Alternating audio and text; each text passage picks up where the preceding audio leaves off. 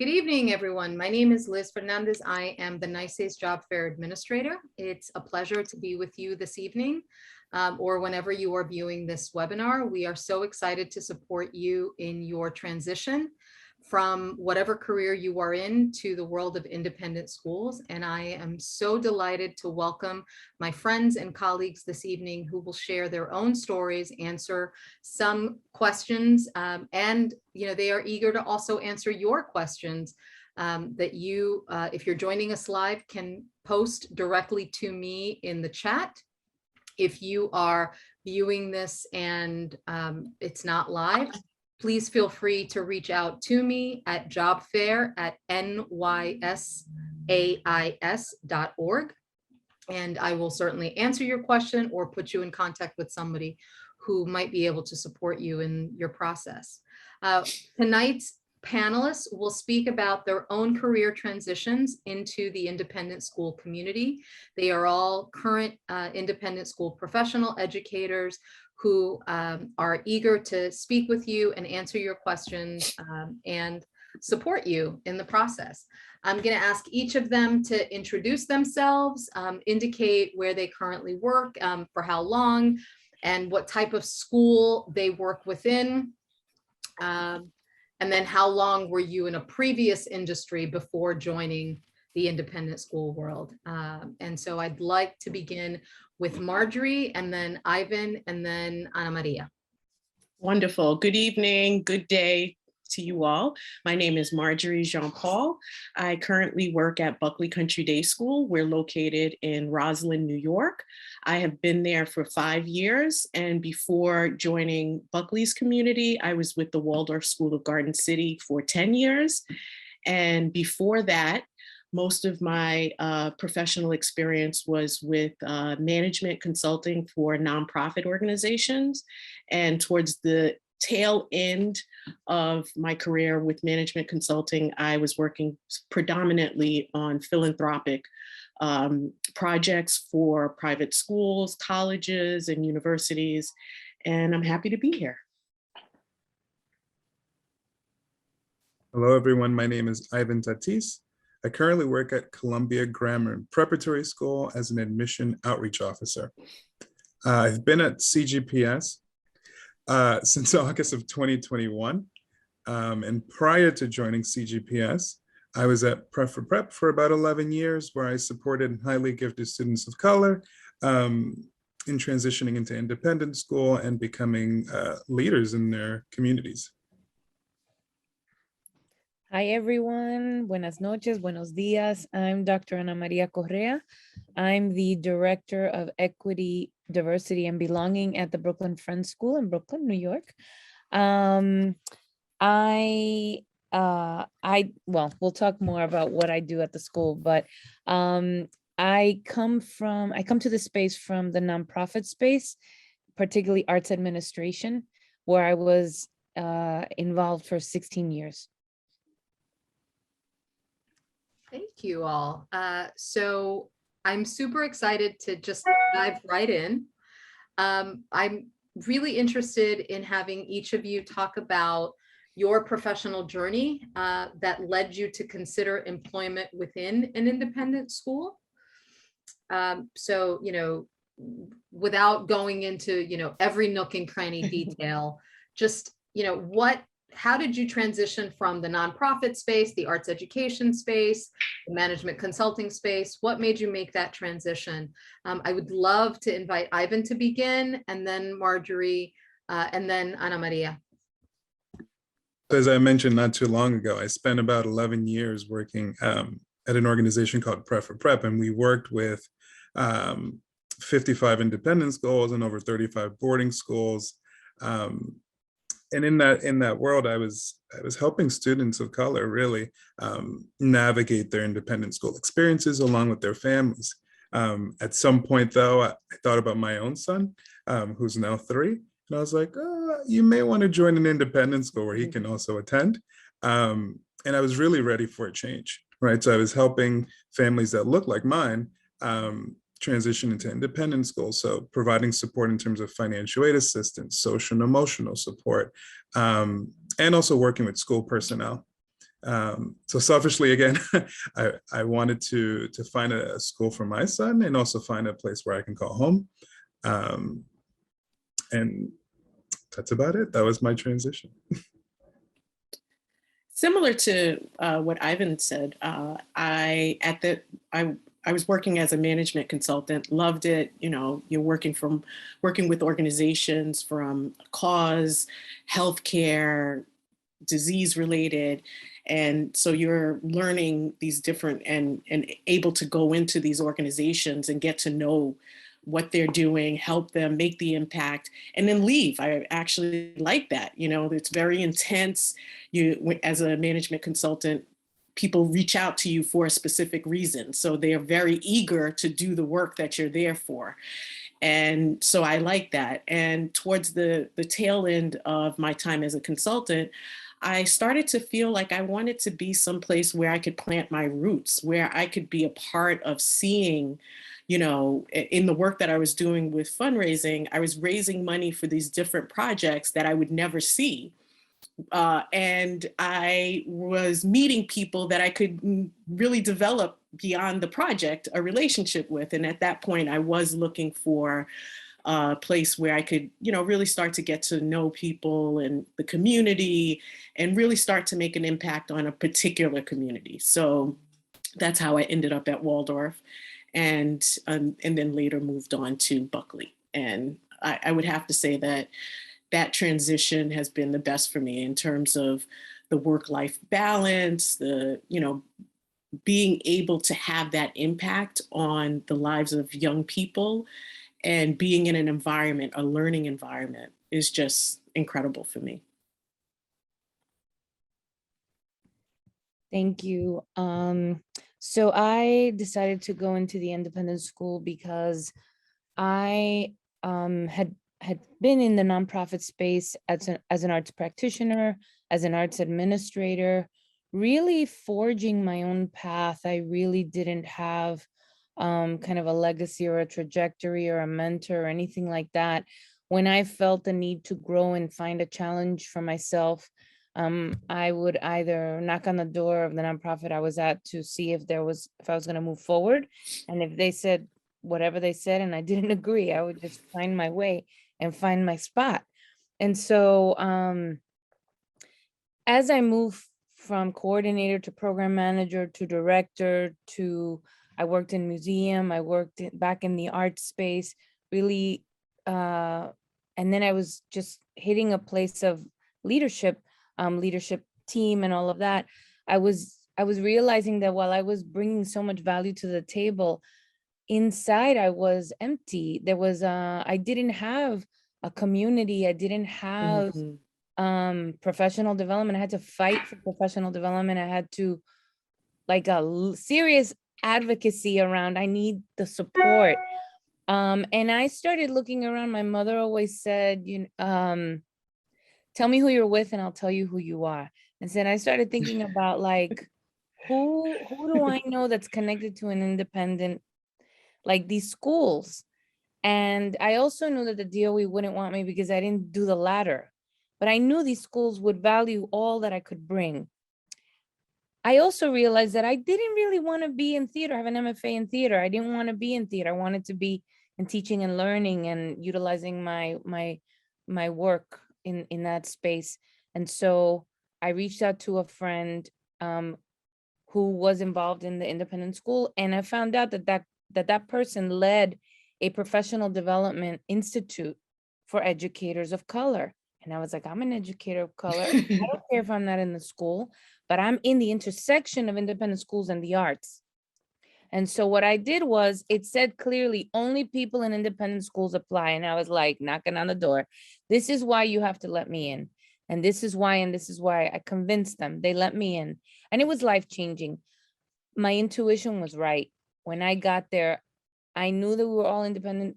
I knew that we were all educators of color, but they had something I was seeking, which was community. They had people in their departments, and they had students, and they had tethers and an interdependence that I knew that I would thrive in. And so one of the goals that came out of that experience Also, to be able to name that I was an educator of color at the time in the nonprofit space, nobody was talking about that. Mhm. And that was also life-changing. So that is where it began for me. More to come, but I'll stay there. So, one of the things that I love just hearing about all of you, there seems to be this thread of community and wanting to be grounded, wanting to be part of something.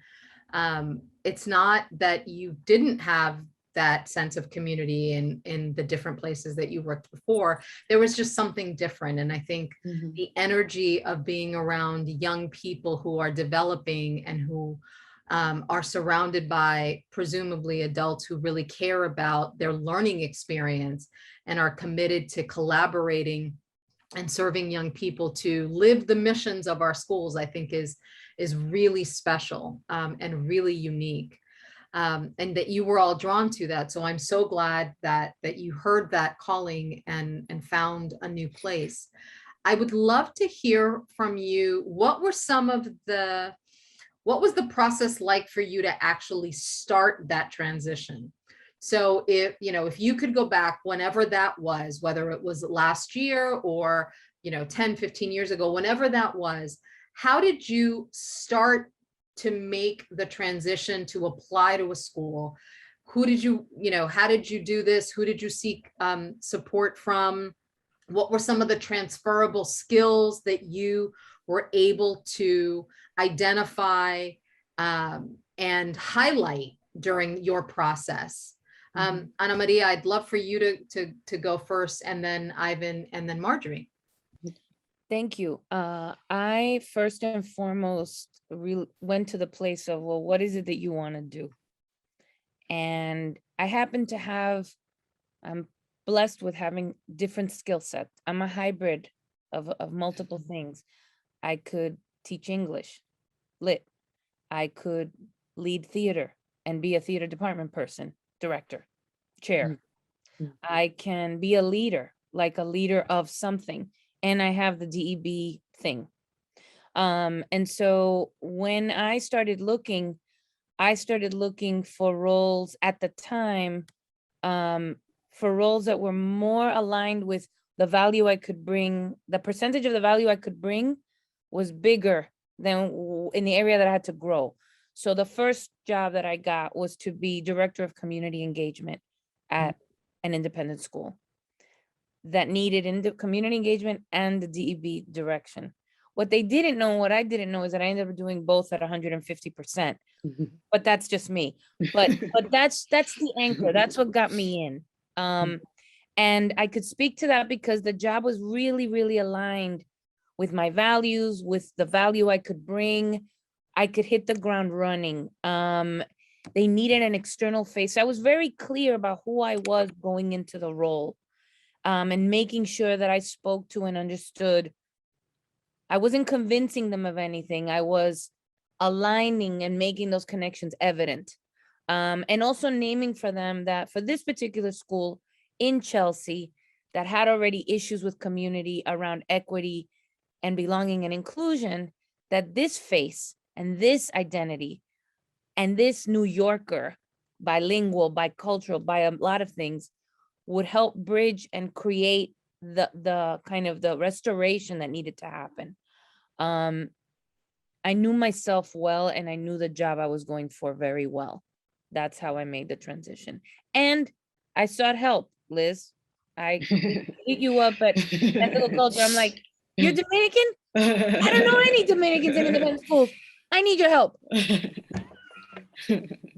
mean, it was that quick. I met Liz on one day, and like that afternoon, I was like, can I talk to you about something? That's what happens, right? That's what we have to do. That's what this is all about, like sharing what we know and helping where we can. Absolutely. Yeah. And now you know a third Dominican. Oh my God, Ivan. Oh my God. Okay, my heart is singing right now. There you go. There you go. So in terms of my process, so I knew a whole bunch of folks in the independent school world. I never entertained the thought of going into the independent school world. I really love supporting people who look like me only people who look like me. That changed a little bit when my son was born, of course, as I said earlier. So I already came in knowing the educational philosophies at independent schools, the cultures, the built environment, and staff. So the transition was somewhat seamless for me. But I think the transferable skills would happen to be the ability to forge relationships and maintain relationships and communicate effectively.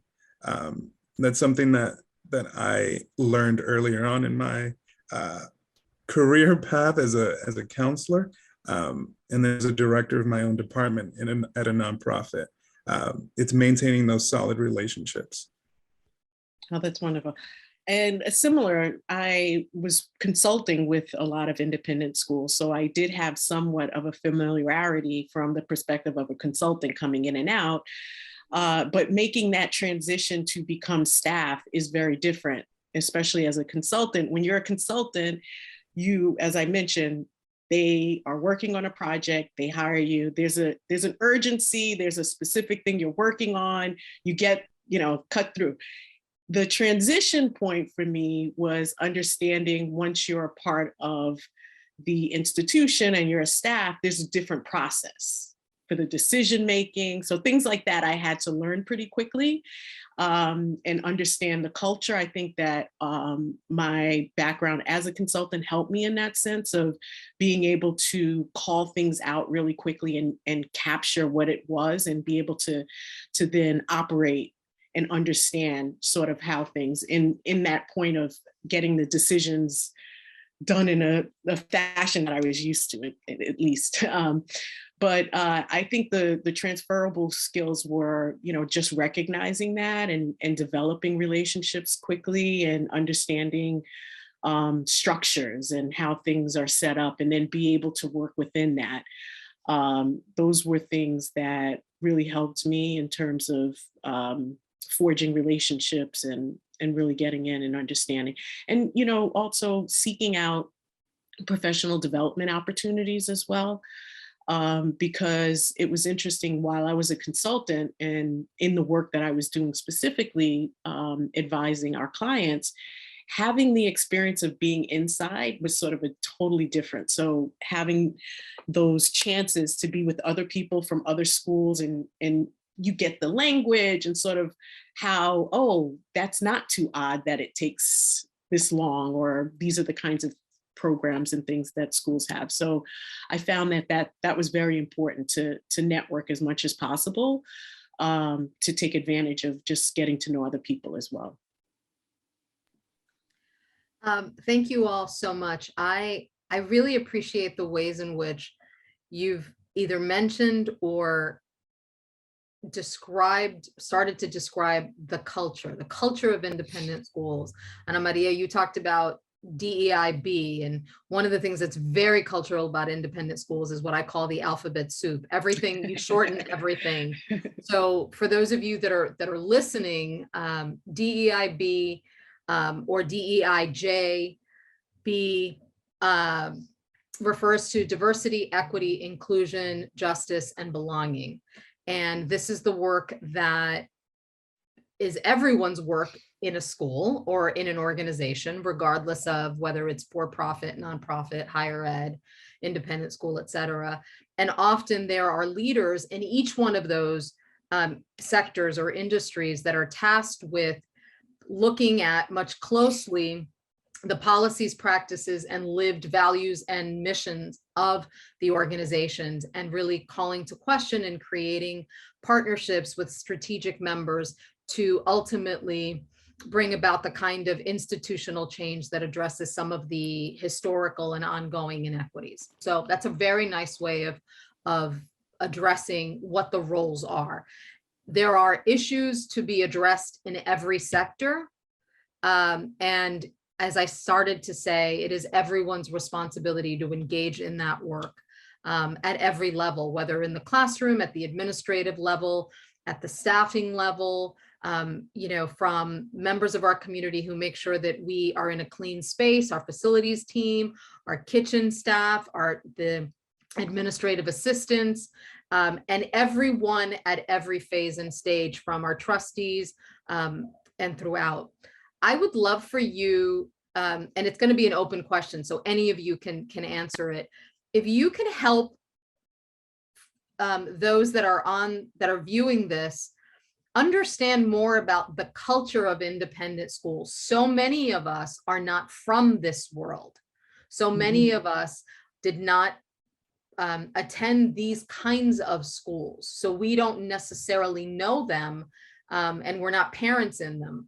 So if you could talk about the culture of independent schools, what are some key words, phrases? I just broke down DEI, JB for folks and talked about systemic and institutional and all of that. But what are some of the other cultural components that maybe were a shock for you?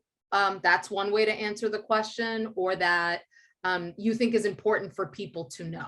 Yeah, I think, like in our introduction, you heard from each of us that this sense of community, this sense of coming together, like those are things that you'll hear quite a bit. Mission, understanding the mission, vision of the school. Those are things, traditions, different traditions that the school may have.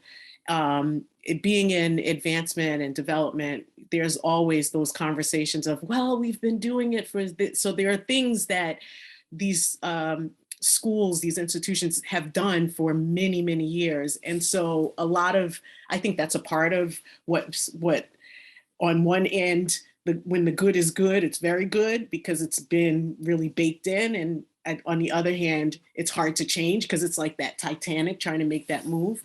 But I would say, this sense of quote unquote community. And so I think, especially in the environment that we're in now around diversity, equity, inclusion, belonging, all of these conversations, that's why you're hearing so much. If you think of our percentage, independent schools percentage of all schools, all the education facilities for the age groups that we instruct, we're such a small, like a dot on a dot on a dot. Yet it's for, of course, other reasons. It's, to talk about how much tuition and all these other things but when you think of the numbers, our numbers, and the amount of conversation in terms of what we're doing around DEI-JB and the commitment that many of our schools have around this.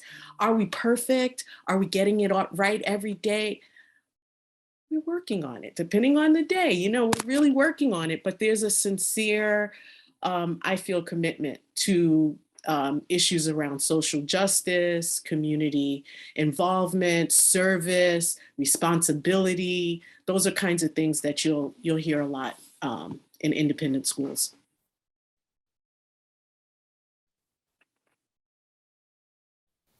I'll speak to, so I don't remember even necessarily consulting with anybody about how I should interview. Because as you know, I will just, but I remember noticings and entering this culture, the we, our mission, why us, why now? Oh, that's interesting. What do you, what are the opportunities that you see moving into your role? And then depending on the culture, what are all the solutions, or how would you approach, or what is your manner? One thing that I also didn't know was like in the interviewing, around a whole day of interviewing, I was like, what the hell? Like 8 hours at 8 o'clock in the morning with a break, it was like a marathon interview, where even for the highest level position that I was in nonprofit, we didn't do a day, but I understand it, right? The other, and then once I was inside, this thing about a week long, a day of professional development, opening days, closing days, different rituals. So those were things that I noticed. And probably the last thing, and that is something that I'm always like, and I'm in a Quaker school, so I'm learning about Quakerism and faith, is this, sometimes when things happen, the we gets really big. It's all of us. It's like my dysfunctional Latino family. Dios mío, si los vecinos saben lo que está pasando aquí. Some people know what's happening here. Like, we have to figure this out. And there's a lot of people where me, Latina trauma dysfunction, I'm like, I got the answers. Ya, se acabó. But there's process and conversation and Yes, collaboration. yes. And let's talk about it and this and that. And I'm like, man, I know what we got to do. Let's move forward. So there's a different thing. Pero again, I think what I love about it is that that's me. And there's like 8 people that we go complement. It's like a bunch Right. of superheroes working together. You know, we all have our thing. But ultimately we center that mission and the children and the family. So it's just, those are the noticings that I would say are marked for me. So I think that every school is unique. So just to say that they're all independent schools and they're all like this, I think it's somewhat of a farce. Every school has its own culture and its own educational philosophy. There are some key phrases that you will have to learn, like student to teacher ratio. Huge. I went to a big public school kid, 746 kids in the senior class. If that were the case in my current independent school, parents would go crazy. Like, they would say, bring that student to teacher ratio down. So that's key. I have yet to hear summer as a verb. So that's good. But community is very big, and everything involves every single department, and everyone's opinion matters and is thought about and is considered. Ultimately, the head of school makes the decision.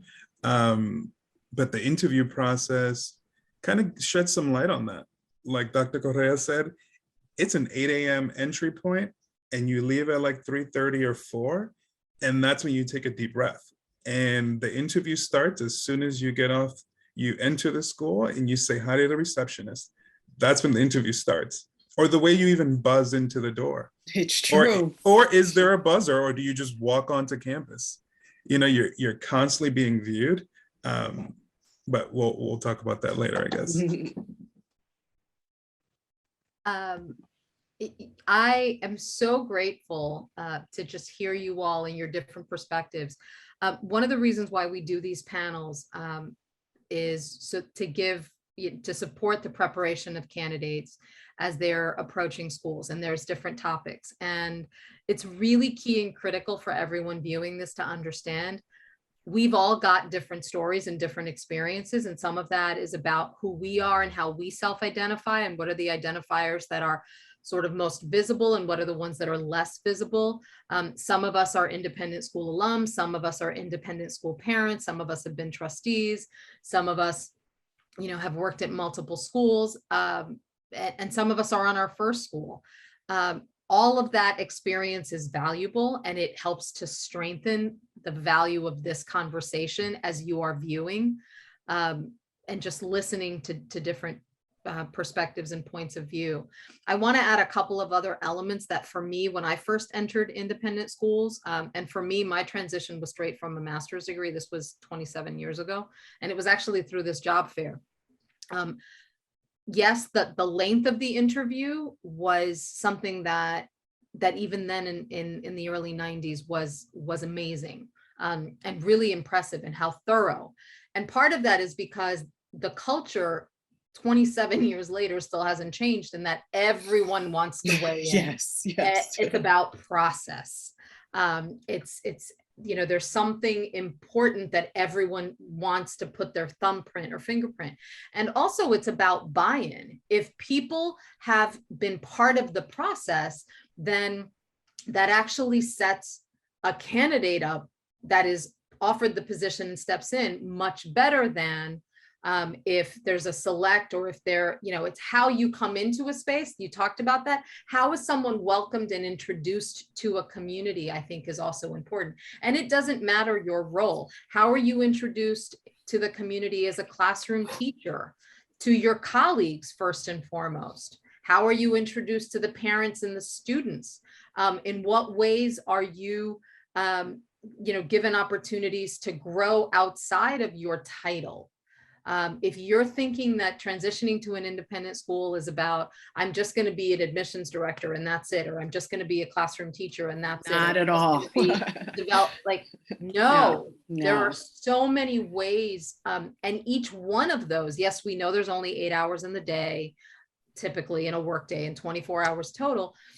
These, all the opportunities that you have to be able to see the young people in our schools be able to learn and grow from whatever the point of entry is through the years, is so exciting. And it's part of seeing them as scholars, as artists, as activists, as advocates, as musicians, as performers, as athletes, and their social, and families, yes, the families too. Yeah. Absolutely. Mm-hmm. So it's a much more inclusive, you're going to hear this word a lot, process, which is also leading me to just ask you all to reflect. Each of you has multiple roles in your school. Ana Maria, I would love for you to talk a little bit about your experience in the classroom and how you're able to balance the professional position that you have that's at an administrative level that is all school, and also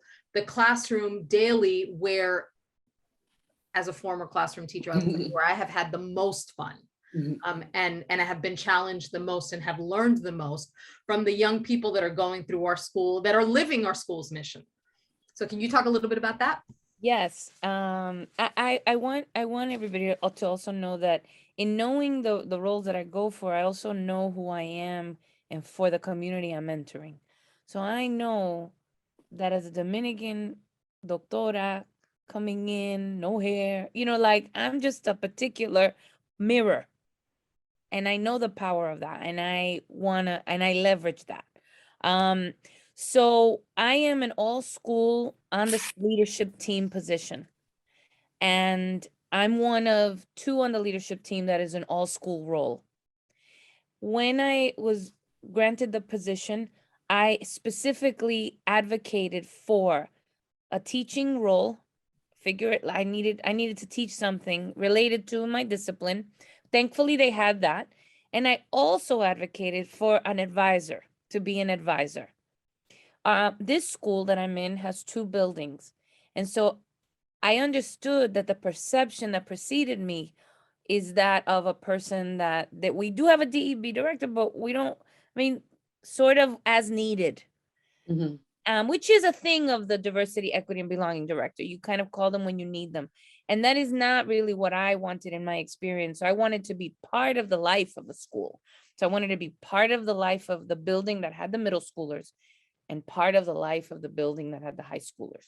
So I have 2 offices, and I am an advisor. I'm in advisory every day at 7:45, greeting 10-year-olds. It is the best. Right. And then I teach a class with the 9th grade. So both are those transition, and how do I balance it all? Like I said to somebody recently, I think people have the perception that I am very busy. I am very busy, but I know what I'm doing, and I know the load I'm carrying, and I love everything the same. Like I care about everything the same. And so I tell people, don't worry about how busy I look. What do you need? Look at my calendar and let's make it happen.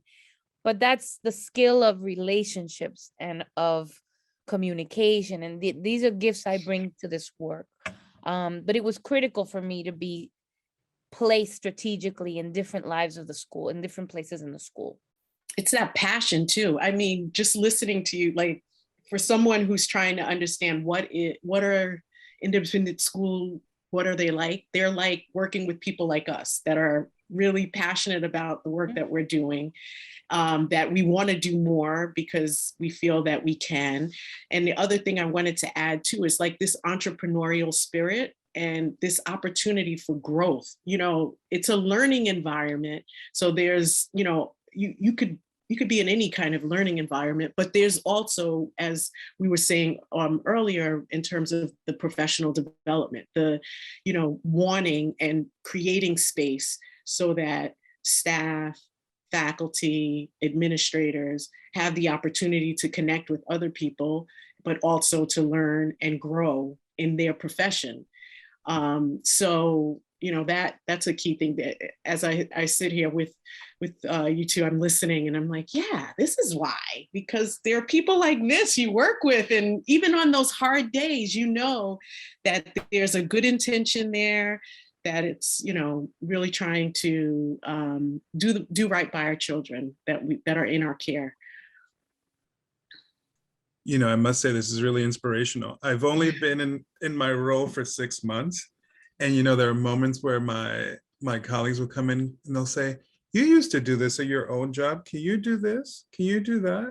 And I'm like, "Sure, let me pencil you in. Let's do that." You know, so it runs the gamut, right? Working with placement officers, CBOs, working with current families. Data analysis. I didn't think I was going to be doing that in this role, but it's a skill of mine apparently. And in the near future, working with alums, you know, because I was on an alumni board at one point. Like, it's just amazing how independent schools can leverage your skill sets and identify them really quickly. If you just say one word, they're there. And I must say, you know, I interviewed for 2 roles at my current school, didn't get either one. The head of school liked me and created one for me. Nice.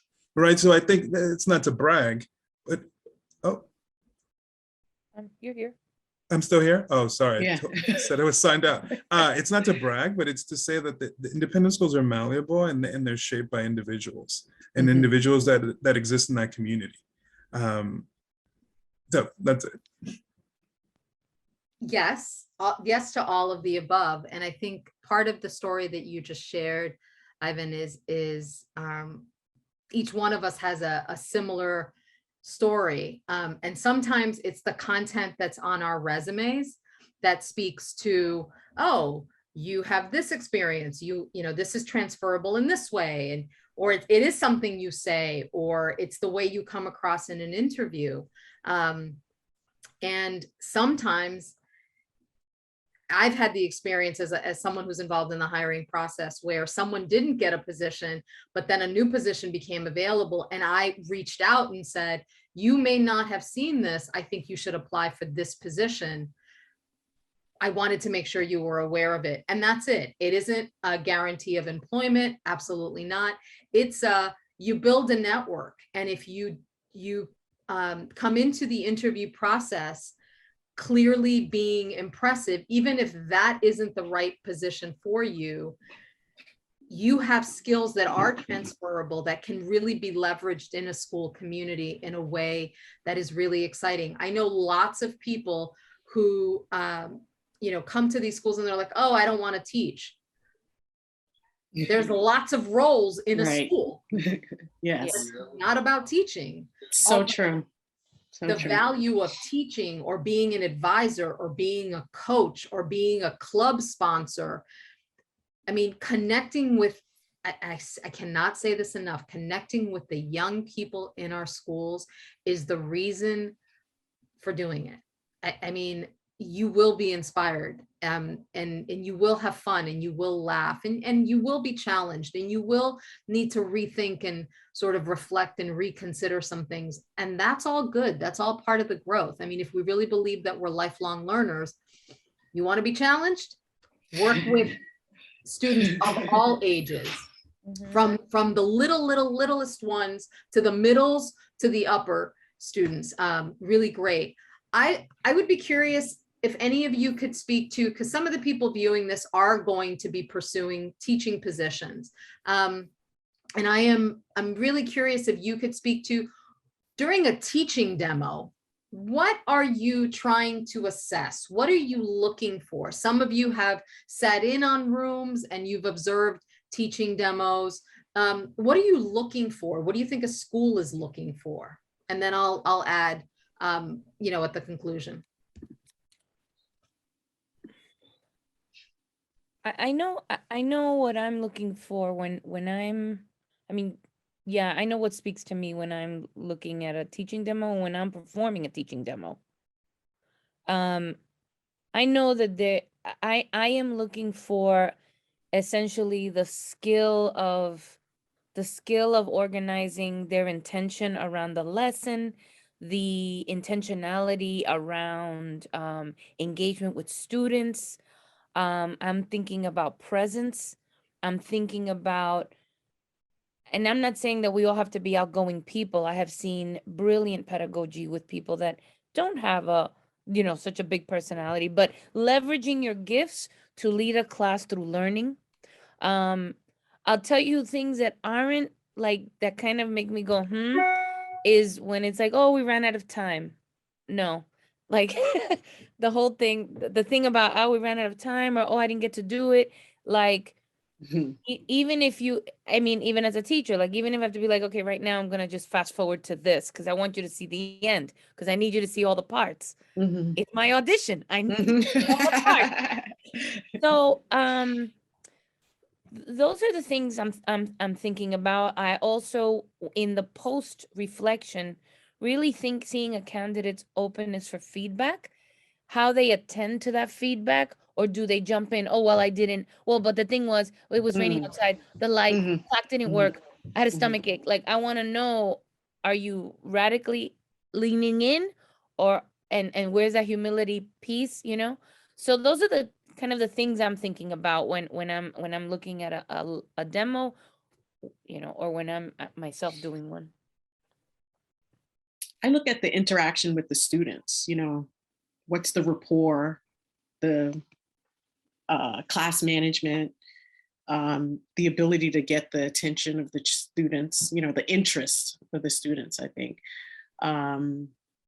Yeah, I think that would be the number one. I would say yes to the interactions between the candidate and the students. Knowing, depending on the age, asking really good questions before you step in, before you design your lesson. Again, it doesn't matter the age. Tell me a little bit about the curriculum, or do the research on the website to know.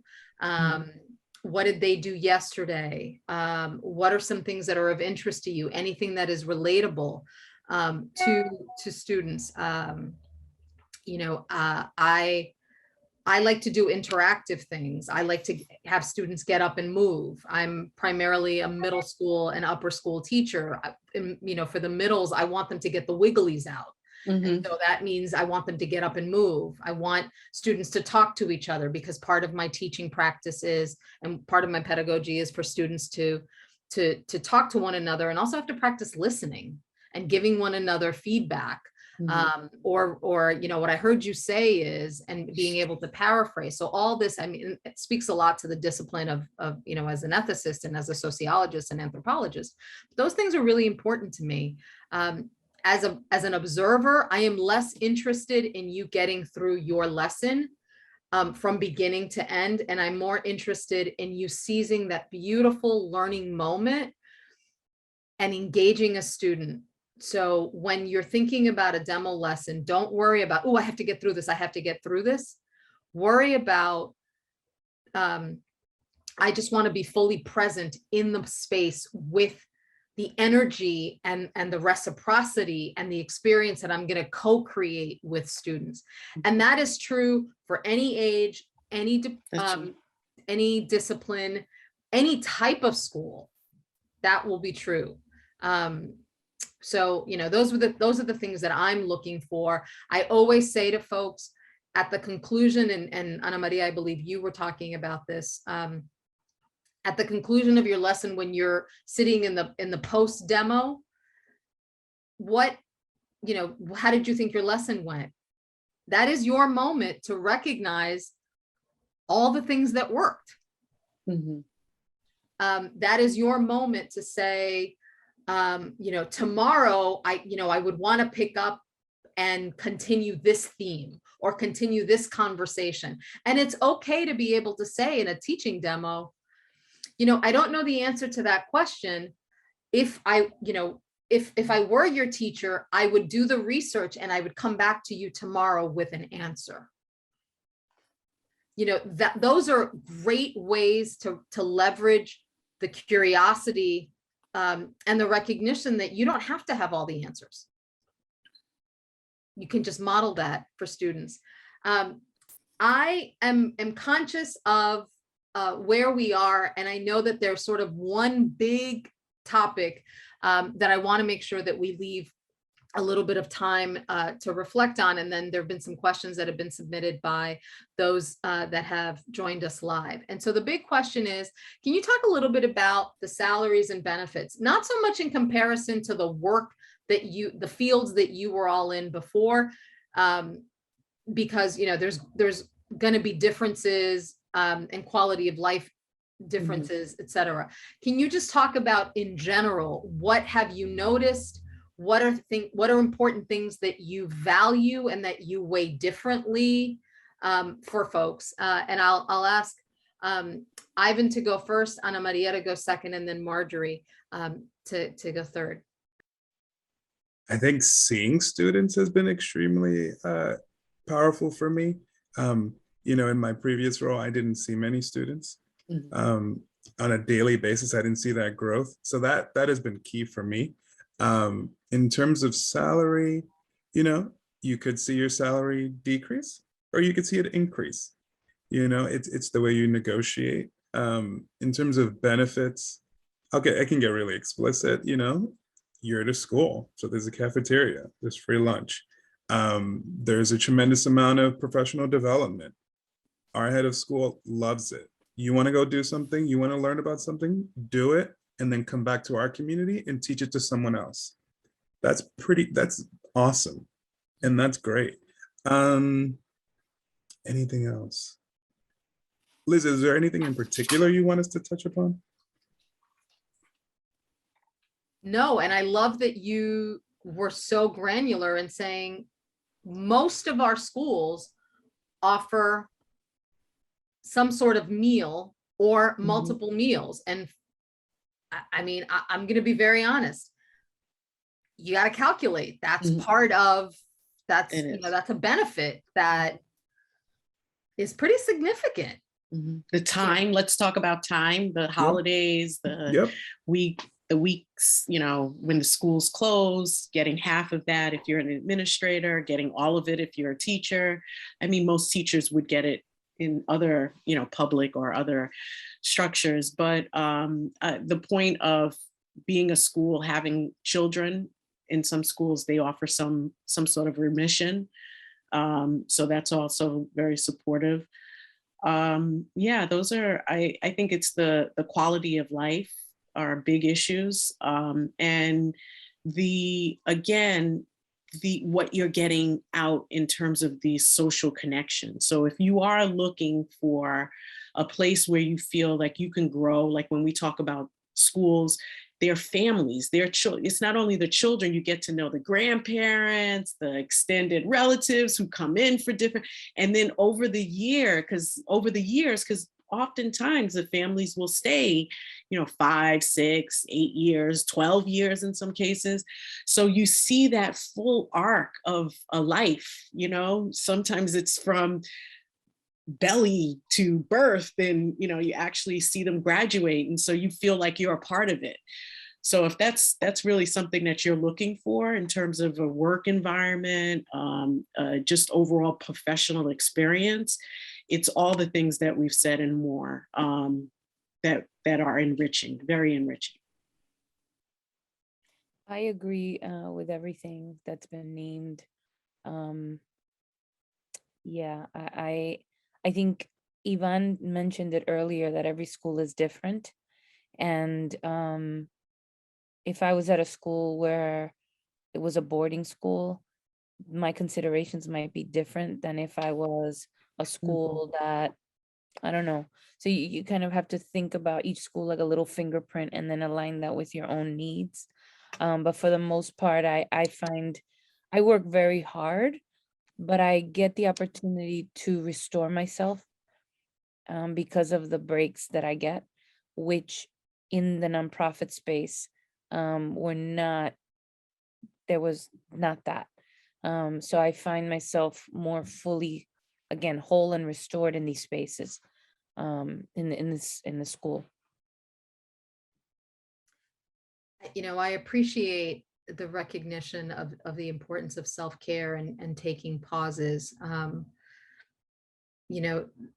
Some of my favorite times when a day was particularly challenging, one of the things that I would do is I would either leave my office and just work in a space that, there was a constant traffic, or I would go sit outside and look at the playground and, and listen to the laughter and the joy. Not to be, not to state the obvious, some professionals end up making a decision to transition to independent schools because the vacations align with their families. And that is pretty significant, and that's something else to think about. Schools, Marjorie mentioned tuition remission. That is not necessarily something that is across the board standard. And it's very much a regional thing, and it's a school specific thing. Those are questions that you could certainly ask, really about the benefits of schools. In many cases, schools will offer that information and give you a much more comprehensive understanding of, in addition to your salary, if you are involved in, if you're somebody who is really interested in working with students and being a coach, there's additional compensation for coaching. Some schools offer stipends for different roles and responsibilities. So there are ways in which to grow your salary. If you're really passionate about yearbook and layout, that was something you did in high school, however many moons ago, many schools welcome the opportunity for people to be advisors, and there are stipends associated. So and for those of us that are in continuing schools, meaning, from the littles to the middles to the uppers, there's opportunities within and throughout to find after school ways to be compensated in addition to. So just, know to be creative and to ask and to listen and to observe. Some of the early morning programs that for the early morning drop-offs, which is a service to families, working families, there's compensation there as well, and aftercare as well. So just know that there's lots of ways to be creative. I want to thank those that have attended. There's two questions. I'm going to ask the first one, and then we'll end with the second one. So there's a question: what are some of the challenges that you have faced individually as people of color in the independent school environment culture that you want to name? And before you even begin, I'm going to give you a couple seconds, because I'm sure just to think about what is most important and will be most valuable. There are challenges everywhere for individuals across sectors, across roles and responsibilities. And so when we talk about challenges, I'm going to ask you to reflect on a challenge that you've experienced, and what did you learn from the moment? Where did you reflect and take away a learning experience that helps strengthen who you are as an educator? I see those wheels turning. I so appreciate that. I don't know if we have enough time for all of us to talk. Well, we do. So like basically they're gonna kick me out of my building. That's the thing. They're like, "Are you leaving, señora?" I'm like, "Dame 5 minutos." Are we still recording? Yep, we sure are. All right. So Marjorie, I knew you were going to call me first. I'm still thinking. As you said, I think as you spend time in all that we've described in terms of a setting where there's these tight relationships that are fostered and nurtured, that there'll be tensions along the way. And so when you bring in, I think, the element of race, class, all of those other things, there are a lot of times in those circles where I, to be quite honest, didn't feel comfortable. It wasn't anything that was familiar to me in terms of the work that I was doing was in development, advancement. So, we're having cocktails and kinds of parties and things that, from that perspective can be uncomfortable.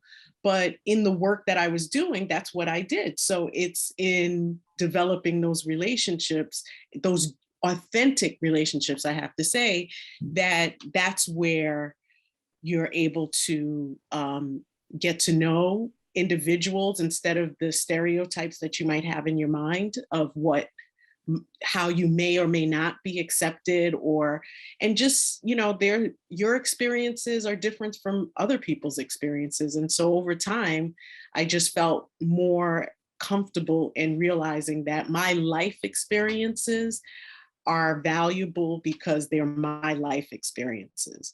And being in these spaces that I wasn't familiar with is a part of my new life experience.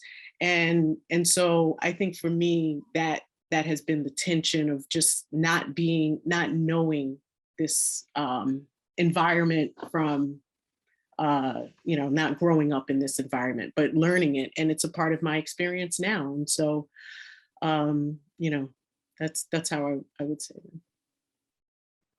Ivan, you want to go? Because I'm No, I'm trying to tie in giving you the brutal, honest truth while protecting my role in my current job.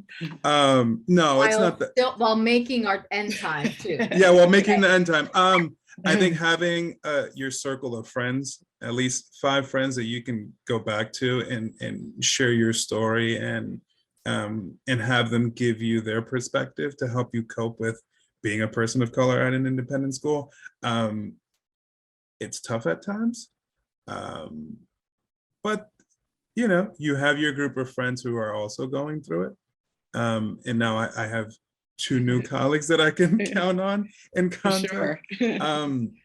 I think the biggest challenge thus far for me has been the cost of independent school and working in admission, and there being a price tag to gaining admin. So you need to get in and also be able to pay for it. That has been a struggle for me. But it's something that we're moving the needle on, incremental changes. I will say that I mentioned earlier that each independent school is a fingerprint. They're very unique. And so there was a time in my life when I was at an independent school that I was in the less than 3% Black and brown people in the building. So I was very much aware of my people of color, person of color, brown woman. My race identity was the thing I thought about and felt every single day. I'm now in a school where I see myself a lot. So now kind of the reverse has happened where I'm like, what are the ways in which my own privileges and power, positional, able, age, adult, kind of plays out. And so I'm present for the enacting of oppressive practice within myself, but also fully comfortable to check folks with a lot of love around their stuff coming my way. But I'm in a different type of school right now. And so I'm thinking a lot about those things. So I don't have a story necessarily. What I have is more kind of wisdom learned through my growth, through my own time.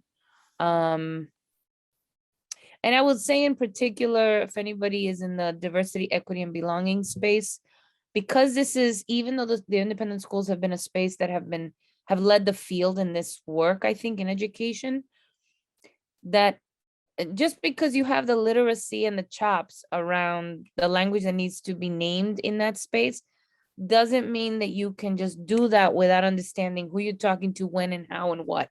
And so there's a dance that happens still in the role of the diversity, equity, and belonging person, depending on where you are in the school, what school you're at. It's not the same everywhere. That's all I'm going to say. Thank you. In other words, it's complicated and it's not unique. It's the lived experiences, because I could have asked the question, Have you all faced challenges as people of color in all the careers that you had before this? And you can Yeah. come up with stories Yeah. as well. And the final question I'll actually answer because I think it's a good one for people to just know. The question is, I'm interested in transitioning from one type of school to another. I hope you will tune in. There is a panel on transitioning from public higher ed, parochial, and charter schools into independent schools. This person's interested in transitioning and would like to know, do they have to wait for a position to be posted, or can they just apply? One of the things that I will say, it's a both and. If there is a position that is posted, depending on if it's an admin position or a teaching position or another administrative or staffing position, there's different times of the year where those positions come out and are posted. So knowing that, and that's something that I can help answer for anybody who might be interested. We're also going to do a virtual hiring panel later this month. And that's another place for you to get more information. If there isn't a position and you just want to make a contact, you can send your materials and just indicate the positions that you're interested in pursuing and hoping that they will keep you in mind for the future. I do want to say, and I'm suggesting that people continue to come back and view these webinars. Looking for a job is a job in itself. You are investing in yourself. You're investing in your future. And these panels and these webinars are created so that you hear various voices from different points of view, different professionals, different points of entry, different roles, different stories within the independent school world. We're not a monolith of people of color within schools. We are, and our schools are not all the same. So I applaud your investment in viewing this webinar, and I invite you to the additional webinars that are hosted, transitioning from associate teacher to head teacher, transitioning from higher ed, public parochial, charter to independent schools, the virtual hiring process. All positions will be discussed from professionals who are on the front lines of assessment in the hiring process. And the very last one we're doing right before the job fair is, what's it like to be you as a person of color in an independent school, part 2. And part 2, we have a new group of people who are going to talk about their experiences that may be different to the one that we did a couple of weeks ago, because we're all individuals and we all have stories, and there may be some overlap and there may be some significant differences. For now, I want to say gracias. Thank you so much, everyone, for joining. I really want to thank Ivan and Ana Maria and Marjorie for your time and for your care and your wisdom and your presence. I want to thank George, my colleague from NYSAIS, for being my behind the scenes colleague and tech support, everyone who joined live, everyone who's viewing this. Thank you so much. Continue to invest in yourself and make sure that you are best prepared. My mom always said, make sure that you leave nothing in the gas tank. And what I'm saying to you all is, being most prepared means you are fueling yourself and having as much information so that you leave nothing, so that you don't go in unprepared. So thank you so much. Remember, register for the job fair Saturday, Liz, February 26th, 10 to 2 p.m. through the Brazen platform. Any assistance that you might need, reach out to me, jobfair@nysais.org. thank you, Liz. Thank you, colleagues. Ivan, Marjorie, you. you're my new Thanks, bestie. everybody. Have a good evening. Yeah, Bye. thank you. Thank you. Have a Bye. good night. Bye.